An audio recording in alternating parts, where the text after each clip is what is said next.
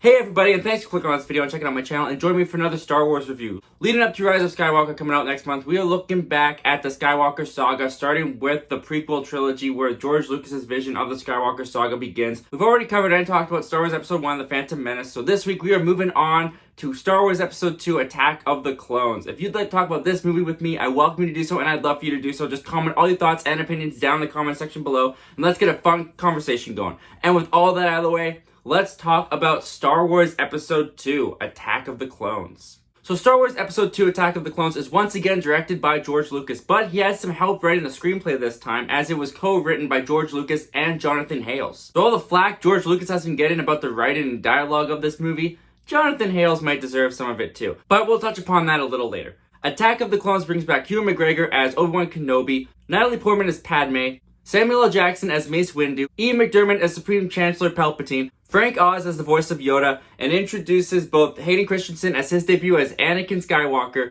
and Christopher Lee as his debut as Count Dooku. After an assassin puts a threat on her life, a now grown-up Anakin is given his first Jedi assignment of keeping Padme, whom he now has romantic feelings for after seeing her for the first time in 10 years, safe and hidden on her home planet of Naboo. Meanwhile, ObiWan Kenobi is on a mission of his own, uncovering a secret clone army being developed on the planet of Kamino. So Star Wars Episode 2, Attack of the Clones is basically universally known as the one that all Star Wars fans hate the most. It's like at the bottom of everyone's ranking list. No one likes this movie. The dialogue is cringy. The romance is cringy. Hayden Christensen is annoying and whiny the entire movie. And a lot of the criticisms I was totally on board with because, like many people, I did not like this movie the couple times I first saw it. For a long time, I would say that I hated Attack of the Clones. Attack of the Clones was the worst movie. I always flipped between Phantom Menace and Attack of the Clones because I felt like Phantom Menace bored me more.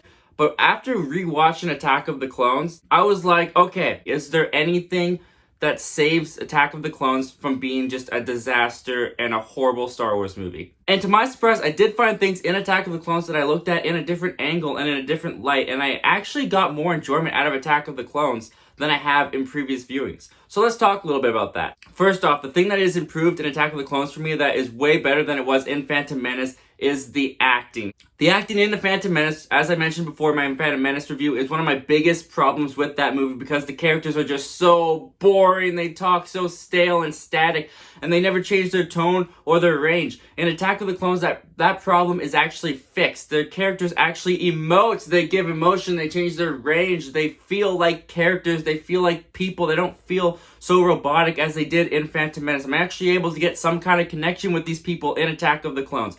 And the MVP for sure of Attack of the Clones is Ewan McGregor as Obi-Wan Kenobi. As mentioned in Phantom Menace, Obi-Wan Kenobi did not get that much screen time in Phantom Menace. We didn't really get to focus on his character as much as we probably should have, since he's going to be in these next two films and Qui-Gon Jinn is not going to be, for obvious reasons.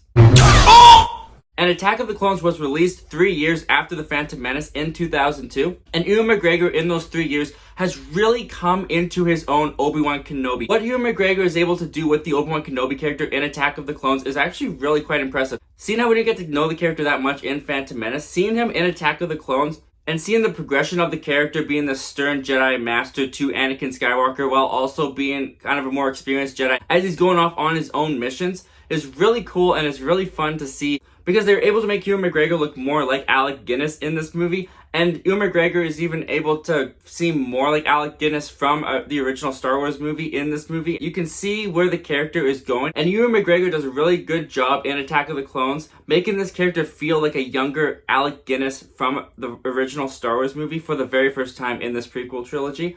And he's definitely one of the best parts of this movie. Going off also on the acting, Natalie Portman as Padme is a much better character, I feel, than she was in The Phantom Menace. No longer a queen, she's a senator, and she's coming to Coruscant to place her vote for an important issue within the Galactic Senate. When this threat happens on her life and her decoy gets blown up at the beginning of the film, and she has to go into hiding. She doesn't want to leave. She wants to be able to stand her ground. She wants to vote for her people. And it made me get way more invested in her character than I did in The Phantom Menace to kind of be this leader of her people so strong-headedly. And I liked what they were doing with Padme in Attack of the Clones in the beginning of this film. Of course, she gets a little bit lost in the love story. And being a part of that kind of cringy love story kind of damages her character a little bit. Okay, let's address the elephant in the room with the acting department, with Hayden Christensen as Anakin Skywalker. Okay, Now, Hayden Christensen has gotten a lot of hate for his portrayal as Anakin Skywalker, especially in Attack of the Clones. He's whiny, he comes off as a brat, he's not very likable. He's overly critical, he never listens, he doesn't understand. It's not fair. It's all Obi-Wan's fault. He's jealous. He's holding me back. And I was watching this movie, and I was watching Hayden Christensen in particular perform as Anakin. Because allegedly, according to George Lucas, and I say allegedly because I couldn't find this quote anywhere but this picture, allegedly George Lucas has said, poor Hayden, the performance was great, they just didn't like the character. I was looking at Anakin Skywalker in this movie through kind of the lens of George Lucas going, okay, what is the character of Anakin Skywalker that we didn't like? And I was able to look at Anakin in a different light than I kind of have before. Yes, he comes across whiny, he comes across as a brat, he does come across as just this really unlikable, arrogant, cocky, young Jedi that doesn't really have any likability to him and isn't someone that we really get attached to in Attack of the Clones. I haven't felt you this tense since we fell into that nest of gundogs. You fell into that nightmare, Master, and I rescued you, remember? Oh, yes. However, that makes a lot of sense for the character that George Lucas was going for with Anakin Skywalker. Because if you look at the character of Anakin Skywalker, he was a young slave boy on Tatooine who's yanked from everything he knows to go into this grander world where they tell him, hey, you are the fulfiller of this prophecy. You are the chosen one who will bring balance to the Force. He grows up feeling that way, but he's got a master in ObiWan Kenobi, and ObiWan Kenobi in this movie doesn't let Anakin catch a break. He is so stern and strict and hard on Anakin. Anything that Anakin does in this movie, Obi-Wan is instantly against or criticizes him for. And so you imagine that's their whole relationship. Growing up, Anakin doesn't feel like the Jedi Council or Obi-Wan is progressing him in his training as much as he should be. And thus, Hayden Christensen plays this character of Anakin in a way where he's just frustrated all the time. He's frustrated with the Jedi Council. He's frustrated with his master in ObiWan Kenobi because he feels like he has all this potential, but he doesn't get the appreciation and praise that he feels he deserves from ObiWan Kenobi. And all this talk of him being the prophecy fulfiller has really gone to his head. It's given him an arrogance and an cocky ego to him, and that is what makes him completely unlikable in this movie. And when I look at the character of Anakin through this lens and through this angle, for the character that Anakin is supposed to be, Hayden Christensen does a decent job of pulling that off, the way that George Lucas wanted him to. However, just because I look at Anakin in that way, that does not excuse the problems that Attack of the Clones has. And the biggest problem for me that Attack of the Clones has is the relationship between Obi-Wan Kenobi and Anakin Skywalker. They do not come across as friends or people that like each other at all. They felt like they were partners that were put on the job, and that's all they are just co-workers who are trying their best to get through the day with each other. Well, you've lost him. I'm deeply sorry, Master. That was some shortcut, Anakin. He went completely the other way. That's another reason why I feel Obi-Wan Kenobi should have been the one to find Anakin, not Qui-Gon Jinn, because as I mentioned before in Phantom Menace, where it feels like an obligation and responsibility to Obi-Wan to train Anakin and not a personal choice, in Attack of the Clones, he doesn't even feel like he wants Anakin. It doesn't even feel like he wants to be associated with this kid, and he doesn't feel proud to have trained this kid. He just constantly feels annoyed by this kid, and that was not the relationship that I wanted to see between Obi-Wan and Anakin, especially when you go into the original trilogy and Obi-Wan describes Anakin as this. And he was a good friend. It's just it's a disappointment in the relationship of Anakin and Obi-Wan. And one thing that really surprised me about Attack of the Clones is the involvement of Palpatine, played by Ian McDiarmid. I didn't really talk about Ian McDiarmid in my Phantom Menace review either. In the first two prequel movies, Ian McDiarmid's Palpatine is really more of like a glorified cameo, which I didn't really remember that being the case in the first two prequel movies because he's such an important character in the third movie, in Revenge of the Sith. But in these first two prequel movies, he really doesn't have that much screen time or that much to do. And the thing that surprised me the most with this is in Attack of the Clones, we only get one brief scene. It's like a minute or even shorter than that of Palpatine and Anakin together establishing some kind of relationship between them. That completely surprised me rewatching Attack of the Clones because that relationship, as we'll see in Revenge of the Sith, is an essential relationship to Revenge of the Sith and the end of the prequel trilogy. So to only have those characters together once for one brief scene to establish a relationship between them, I couldn't believe it. I couldn't believe that that's all we got of Anakin and Palpatine in this movie. We needed so much more of that because as we'll see in Revenge of the Sith, it could have impacted so much more. Alright, so while we're on the subject of relationships, let's talk about Anakin and Padme's romance. Whew, boy. Okay.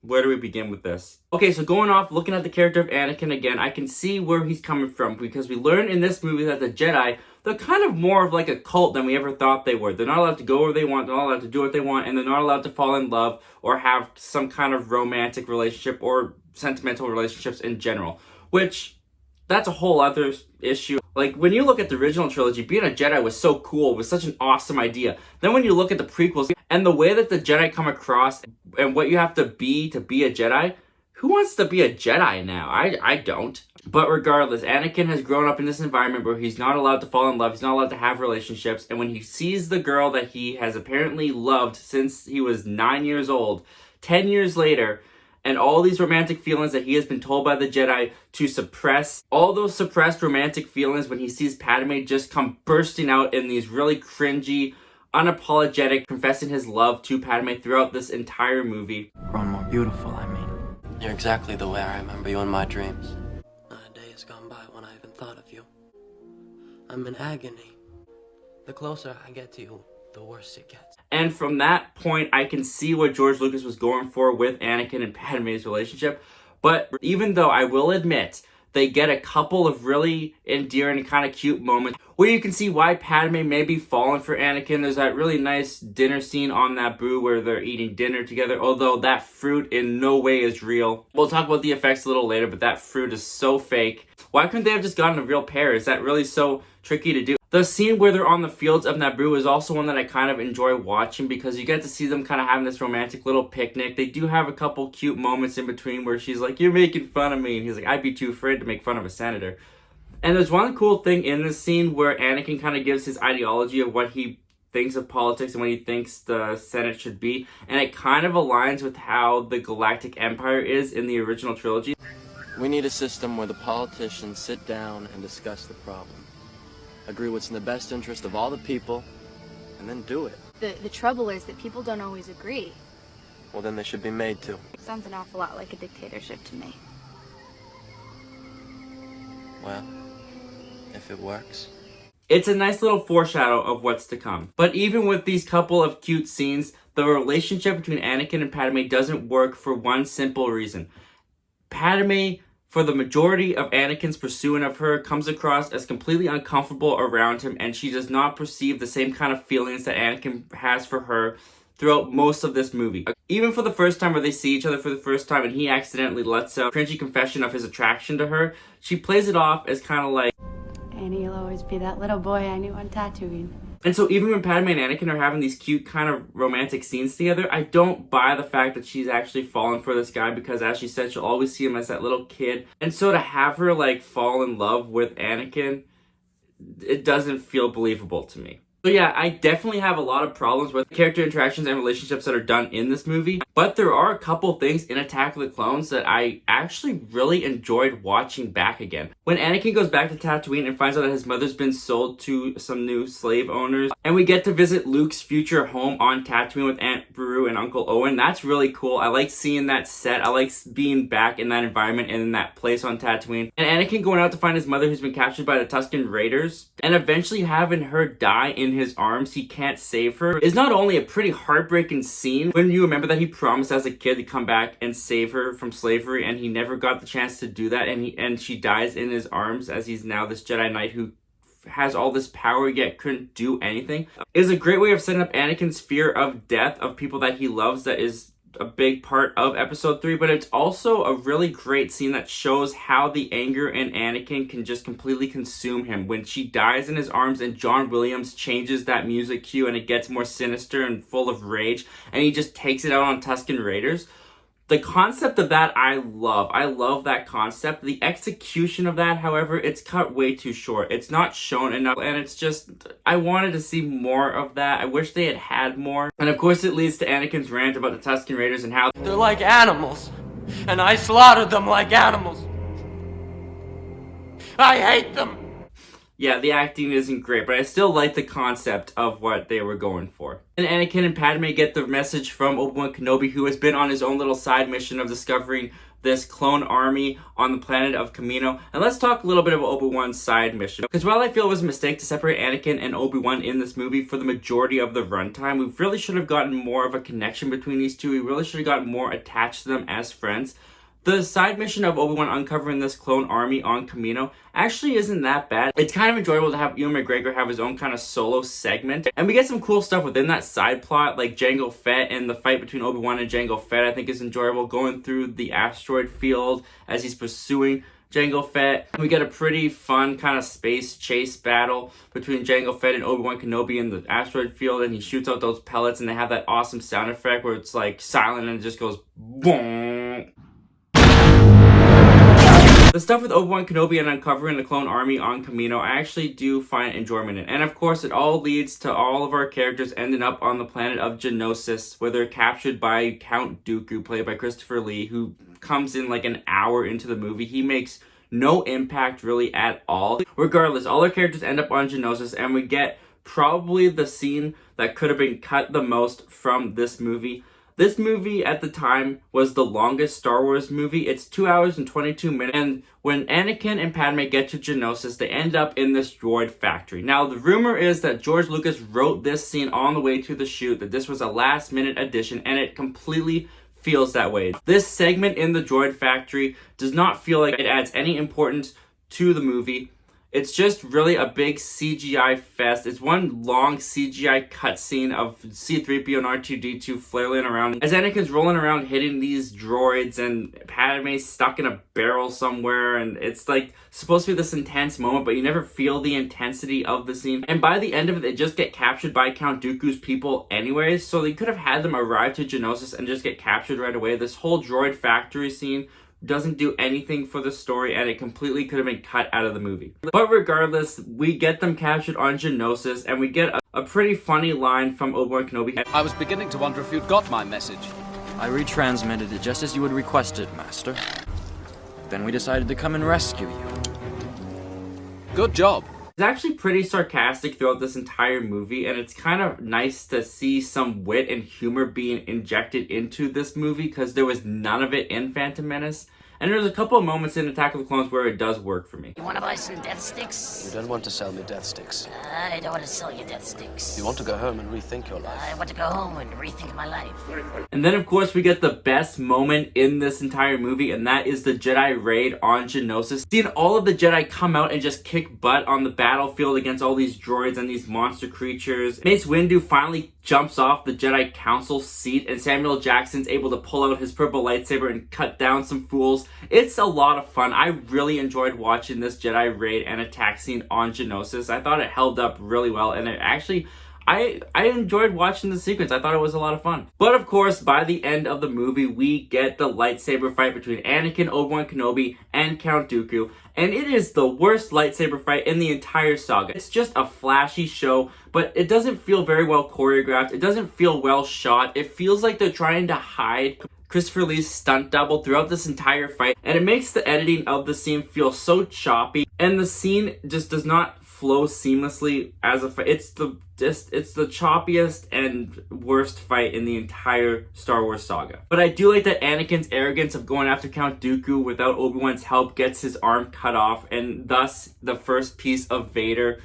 is put onto Anakin. That's another cool kind of foreshadow of what Anakin's arrogance is going to have him become. And of course, the movie ends with Anakin and Padme getting secretly married behind the Jedi Council's back that they are going to have to hide for the next couple of years. Also, the reason why I enjoyed Attack of the Clones is because I was looking at the concepts and ideas that George Lucas was going for and filling in the gaps myself of how he wanted this to play out. But it really does not play out the way that George Lucas's vision, I think, wants it to play out. Anakin and Obi-Wan, I never got attached to. They don't seem like they like each other at all. Anakin and Padme, while having a couple cute moments in the movie, it really is a relationship that doesn't really work for me. It does come across as cringy and forced, and by the time that she's on Geonosis saying, I truly,